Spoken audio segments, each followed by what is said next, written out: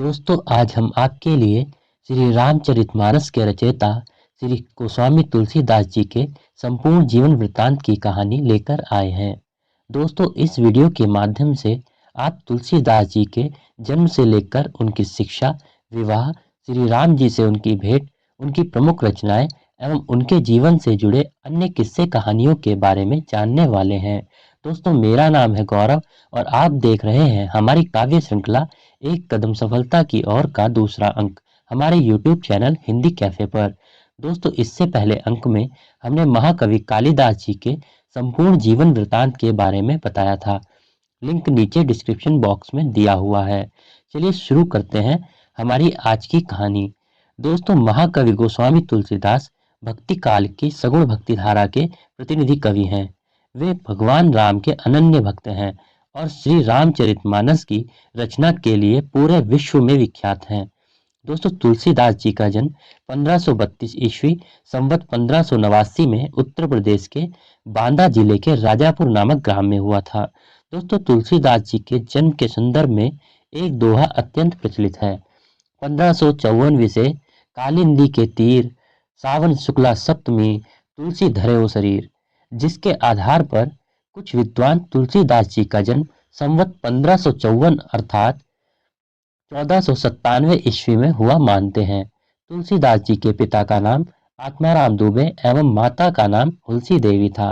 प्रसिद्ध जनश्रुतियों के अनुसार तुलसीदास जी का जन्म अभुक्त नक्षत्र में 12 महीने के लंबे गर्भधारण के पश्चात हुआ, जिस कारण वे जन्म से ही अत्यधिक हष्टपुष्ट थे एवं उनके मुंह से दांत दिखाई दे रहे थे। जन्म लेने के साथ ही उन्होंने राम नाम का उच्चारण किया, जिस कारण उनका नाम राम बोला पड़ गया। तुलसीदास के जन्म के अगले ही दिन उनकी माता हुलसी का देहांत हो गया, जिससे पिता आत्माराम अत्यंत दुखी हुए और राम बोला को चुनिया नाम की दासी को सौंपकर स्वयं विरक्त हो गए। जब राम बोला 5.5 वर्ष का हुआ तो माता चुनिया का भी देहांत हो गया। बालक राम बोला को अपशकुनी मानकर उन्हें गांव से निकाल दिया गया। वे जंगल जंगल भटककर भीख मांगकर अपना जीवन यापन करने लगे। एक दिन ऐसे ही भटकते भटकते उनकी भेंट रामशैल पर रहने वाले नरहरि बाबा से हुई। नरहरि बाबा ने जब राम बोला की ऐसी स्थिति देखी तो वो उसे अपने साथ अयोध्या ले आए और बालक का नाम विधिवत तुलसी राम रखकर उसका यज्ञोपवीत संस्कार कराया। संस्कार के समय तुलसी राम ने गायत्री मंत्र का उच्चारण बिना बताए ही स्पष्ट रूप से किया। यह देखकर सब चकित रह गए। इस घटना के बाद नरहरि बाबा ने तुलसी राम के वैष्णवों के 5 संस्कार करके उन्हें राम मंत्र की दीक्षा दी। तुलसी राम ने अयोध्या में ही रहकर विद्या अध्ययन किया। तुलसी राम बुद्धि के बड़े तेज थे। वे अपने गुरु के मुख से जो भी एक बार सुनते वह उन्हें याद हो जाता। कुछ समय व्यतीत होने के बाद नरहरि बाबा तुलसी राम को सुकर क्षेत्र ले आए एवं वहां उन्हें रामायण का पाठ कराने लगे, परंतु उस समय तुलसी राम को वह समझ नहीं आई। कुछ काल व्यतीत होने के बाद जब तुलसी राम 29 वर्ष के हुए तो नरहरि बाबा ने उनका विवाह यमुना पर रहने वाले दीनबंधु पाठक की पुत्री रत्नावली से करवा दिया। अब क्योंकि गौना नहीं हुआ था, इस कारण तुलसीदास अपनी आगे की शिक्षा के लिए काशी चले गए और वहां से सनातन जी के पास रहकर वेद वेदांगों का अध्ययन करने लगे। एक दिन तुलसी राम अपनी पत्नी की याद आने लगी। वे बड़े ही व्याकुल होने लगे। जब वे अपनी व्याकुलता बर्दाश्त नहीं कर पाए तो अपने गुरु से आज्ञा लेकर वे अपनी जन्मभूमि राजापुर लौट आए एवं अंधेरी काली रात में उफनती यमुना नदी पार करके सीधा अपनी पत्नी के कक्ष में पहुंच गए। लोक लाज के डर से रत्नावली ने तुलसी राम को वापस चले जाने के लिए कहा, किंतु तुलसी राम उन्हें उसी समय अपने साथ ले जाने की जिद करने लगे। अपने पति को इस प्रकार जिद करता देख रत्नावली को बहुत गुस्सा आया और वह तुलसी राम को धिक्कारते हुए बोली, अस्थि चर्ममम देह यह तामे ऐसी प्रीति नेकुज होती राममय तो काहे भवभीत। अर्थात हाड़ मांस से बने मेरे इस शरीर में आपको इतनी प्रीत है, अगर इतनी प्रीति आपकी भगवान राम में होती तो आप भव सागर से पार हो जाते। यह सुनते ही तुलसी राम को बड़ा झटका लगा और उन्होंने उसी क्षण अपनी पत्नी को वहीं उसके पिता के घर छोड़ दिया एवं खुद राजापुर लौट आए। वहां पहुंचकर उन्हें पता चला कि उनके पिता का देहांत हो चुका है और घर भी नष्ट हो गया है। तुलसीराम ने अपने पिता का श्राद्ध कर्म किया एवं वहीं रहकर राम कथा करने लगे। राम में उनकी अनन्य भक्ति के कारण वे तुलसीराम से तुलसीदास बन गए। कुछ समय तुलसीदास राजापुर में रहकर फिर से काशी चले गए और वहां राम कथा करने लगे। एक दिन कथा के दौरान उन्हें हनुमान जी के दर्शन हुए। तुलसीदास ने हनुमान जी से श्री राम जी के दर्शन कराने की प्रार्थना की, तो हनुमान जी ने उनसे कहा कि तुम चित्रकूट जाओ, वहीं तुम्हें भगवान श्री राम के दर्शन होंगे। यह सुनते ही तुलसीदास चित्रकूट के लिए निकल पड़े। चित्रकूट पहुंचकर तुलसीदास ने राम घाट पर अपना आसन जमाया और श्री राम कथा करने लगे। एक दिन तुलसीदास अपनी पूजा अर्चना करके लौटे ही थे कि उन्होंने देखा दो अत्यंत सुंदर युवक घोड़े पर सवार धनुष बाण धारण किए हुए जा रहे हैं। तुलसीदास जी वह मोहक दृश्य देखकर आकर्षित तो हुए, पर प्रभु को पहचान न पाए। बाद में जब हनुमान जी ने उन्हें सारा भेद बताया, तो तुलसीदास जी शोकाकुल होकर पश्चाताप करने लगे। यह देखकर हनुमान जी ने तुलसीदास को सांत्वना दी और कल प्रातः सुबह दर्शन होंगे कहकर अंतर ध्यान हो गए। अगली सुबह मौनी अमावस्या के दिन तुलसीदास स्नान करने के पश्चात पूजा के लिए चंदन घिस रहे थे कि तभी दो अत्यंत सुंदर बालक उनके पास आकर चंदन मांगने लगे। अब हनुमान जी ने सोचा कि कहीं तुलसीदास फिर से धोखा ना खा जाए, इसलिए उन्होंने एक तोते का भेष बनाकर पीछे से बोला, चित्रकूट के घाट पर भई संतन की भीड़, तुलसीदास चंदन घिसे तिलक देत रघुवीर।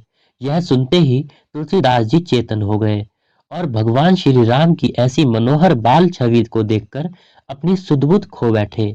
तुलसीदास जी को खोया हुआ जानकर भगवान श्री राम ने स्वयं अपने हाथों से चंदन लेकर अपने तथा तुलसीदास जी के मस्तक मस्तक पर लगाया एवं अंतर ध्यान हो गए।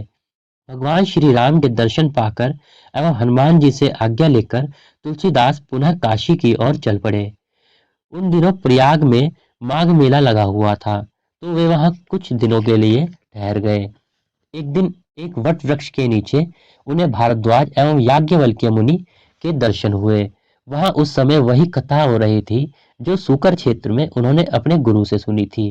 उन्होंने वहां रहकर कथा श्रवण की एवं माघ मेला समाप्त होते ही वे प्रयाग से काशी पहुंचे और वहां एक ब्राह्मण के घर रहने लगे। वहीं रहते हुए उनके अंदर कवित्व शक्ति का प्रस्फुरण हुआ और वे संस्कृत में पद्य रचना करने लगे। परंतु दिन में वे जितने भी पद्य रचते, रात्रि में वे सब लुप्त हो जाते। यह घटना 8 दिन तक लगातार होती रही। अंततः 8वें दिन रात्रि में उनके स्वप्न में भगवान शिव एवं पार्वती आए एवं उन्हें अयोध्या जाकर अपनी भाषा में काव्य रचना करने के लिए कहा। यह सुनकर तुलसीदास अयोध्या आ गए और उन्होंने संवत 1631 में रामनवमी के दिन श्री रामचरितमानस की रचना शुरू की। देव योग से उस दिन वैसा ही योग था जैसा त्रेता युग में राम जन्म के दिन था। 2 वर्ष 7 महीने और 26 दिन में श्री रामचरितमानस संपन्न हुआ। इसके बाद तुलसीदास काशी आ गए एवं वहां बाबा विश्वनाथ एवं माता अन्नपूर्णा को रामचरितमानस सुनाया तथा रात्रि को पुस्तक वहीं मंदिर में छोड़ दी। सुबह जब मंदिर के कपाट खुले तो पुस्तक पर सत्यम शिवम सुंदरम लिखा पाया। इधर काशी के पंडितों को जब यह पता चला तो वे ईर्ष्या भाव में तुलसीदास की निंदा एवं पुस्तक को नष्ट करने का प्रयास करने लगे। उन्होंने पुस्तक को चुराने के लिए 2 चोर भेजे, परंतु जब वे चोर तुलसीदास की कुटिया के बाहर पहुंचे तो वहां उन्होंने देखा कि 2 बहुत सुंदर युवक हाथ में धनुष बाण धारण किए बाहर पहरा दे रहे हैं। यह देखकर उन चोरों की बुद्धि शुद्ध हो गई और उन्होंने उसी क्षण से चोरी करना छोड़ दिया। परंतु सुबह जब कालिदास को यह बात पता चली तो उसने उनके कारण भगवान को कष्ट हुआ जानकर उन्होंने पुस्तक को अपने मित्र टोडरमल, जो अकबर के नवरत्नों में से एक थे, के पास सुरक्षित रखवा दिया एवं अपनी कुटिया का सारा सामान गरीबों में बांट दिया। इसके बाद तुलसीदास जी ने उसी के आधार पर अन्य प्रतिलिपियां बनाई और घूम घूम कर पुस्तक का प्रचार करने लगे। इधर काशी के पंडितों ने इस बार मधुसूदन सरस्वती नाम के एक महापंडित को उस पुस्तक की जांच करने की प्रार्थना की। जब मधुसूदन सरस्वती ने पुस्तक का अध्ययन किया तो उन्होंने प्रसन्न होकर उस पर टिप्पणी की कि काशी के आनंद वन में तुलसीदास साक्षात तुलसी का पौधा है, जिसकी काव्य मंजरी अत्यंत मनोहर है, जिस पर श्री राम रूपी भंवरा सदैव मंडराता रहता है। परंतु पंडितों को इस पर भी संतोष न हुआ और उन्होंने पुस्तक की परीक्षा करने के लिए विश्वनाथ मंदिर में सबसे ऊपर वेद, उसके नीचे शास्त्र, शास्त्रों के नीचे पुराण एवं सबसे नीचे रामचरितमानस को रख दिया। प्रातः जब मंदिर के कपाट खुले तो सबने रामचरितमानस को सबसे ऊपर रखा पाया। अब तो सभी पंडित बड़े लज्जित हुए एवं उन्होंने तुलसीदास जी से क्षमा मांगी और उनका बहुत आदर सत्कार किया।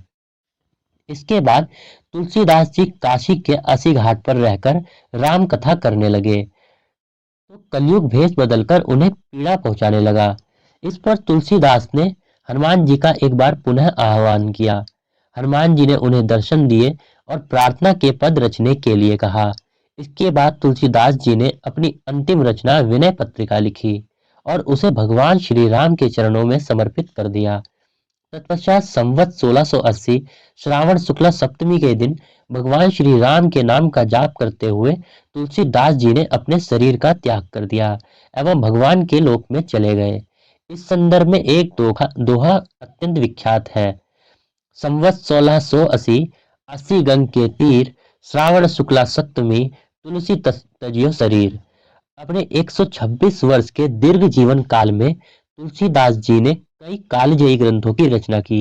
उनकी सभी रचनाएं हिंदी भाषा में हैं, जिस कारण आम जनमानस आसानी से पढ़ एवं समझ पाता है। तुलसीदास जी की हस्तलिपि अत्यंत सुंदर थी, जैसे उस युग में उन्हें कैलोग्राफी की कला आती थी। उनके जन्म स्थान राजापुर में एक मंदिर में श्री रामचरितमानस के अयोध्या कांड की एक प्रति सुरक्षित रखी हुई है। तुलसीदास जी की कुछ प्रमुख रचनाएं श्री रामचरितमानस, रामलला नहचु, बरवै रामायण, रामाज्ञा प्रश्न, पार्वती मंगल, जानकी मंगल, गीतावली, कृष्ण गीतावली, साहित्य रत्न, दोहावली, वैराग्य संदीपनी, विनय पत्रिका, कवितावली, हनुमान चालीसा, हनुमान अष्टक, हनुमान बाहुक एवं तुलसी सतसई है। दोस्तों, आपको यह कहानी कैसी लगी कमेंट कर कर जरूर बताएं एवं ऐसी ही रोचक कहानियों एवं जानकारियों को प्राप्त करने के लिए हमारे चैनल को सब्सक्राइब करके बेल आइकन जरूर दबा लें। अब आपसे आज्ञा चाहूंगा, फिर मिलेंगे अपने अगले अंक में अन्य किसी रोचक कहानी के साथ। वीडियो को अंत तक देखने के लिए धन्यवाद।